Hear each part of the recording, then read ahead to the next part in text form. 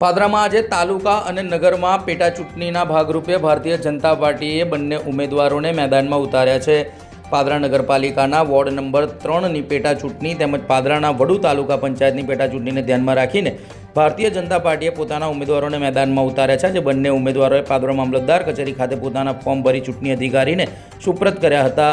પાદરાના ward number 3માં ખાલી પડેલી જગ્યા પર પેટા ચૂંટણી યોજાઈ રહી છે, જેમાં વોર્ડ નંબર 3માં ભારતીય જનતા પાર્ટીએ નિરાલીબેન રાકેશભાઈ પટેલ ભારતીય જનતા પાર્ટીમાંથી મેદાનમાં ઉતાર્યા છે, જ્યારે વડુ તાલુકા પંચાયતની પેટા ચૂંટણીમાં જીકાભાઈ ડાયાભાઈ પરમારને ભારતીય જનતા પાર્ટીએ મેદાનમાં ઉતાર્યા છે. આજે બંને ઉમેદવારોએ તાલુકા અને શહેરના ભાજપના કાર્યકર્તાઓ, હોદ્દેદારો તેમજ ચૂંટાયેલી પાંખના લોકોને સાથે રાખી પાદરાના ફૂલબાગ જગાતનાકાથી મામલતદાર કચેરી સુધી રેલી યોજી પાદરા મામલતદારને ચૂંટણી અધિકારીને ફોર્મ સુપ્રત કર્યા હતા. જ્યાં જિલ્લાના હોદ્દેદારો તેમજ તમામ કાર્યકર્તાઓએ જીતનો વિશ્વાસ વ્યક્ત કર્યો હતો.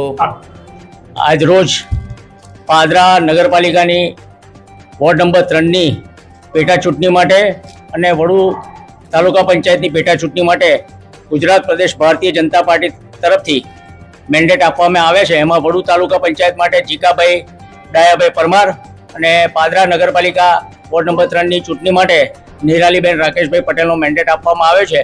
એ મેન્ડેટ લઈ અને અમે આજે અધિકારીશ્રીને મેન્ડેટ આપવા આવેલા હતા અને આવનારા દિવસોમાં જ્યારે ભારતીય જનતા પાર્ટી વિકાસ કરી રહી હોય અને વિકાસમાં હરણફાળ ભરવા બંને ઉમેદવાર અમે આપ્યા છે અને અમને પૂરો નિશ્ચિત વિશ્વાસ છે કે આ બંને ઉમેદવારો અમારા જંગી બહુમતીથી બંને ચૂંટણી પેટા ચૂંટણી અમે સંપૂર્ણ કાર્યકરના સાથ સહકારથી જીતીશું અને આવનારા દિવસોમાં વિકાસમાં પણ આ બંને ઉમેદવાર અમારા અગ્રેસર રહેશે અને ભાગીદાર બનશે એવી બંને ઉમેદવાર પાસે આશા અને અપેક્ષા પણ રાખું છું. અને આવનારી તમામ ચૂંટણીઓમાં પણ ભારતીય જનતા પાર્ટી જે કંઈ નગરપાલિકાઓ અને પેટા ચૂંટણીઓ છે એમાં સંપૂર્ણ બહુમતી વિજય થશે એવી અમે જિલ્લા તરફથી ખાતરી આપીએ છીએ.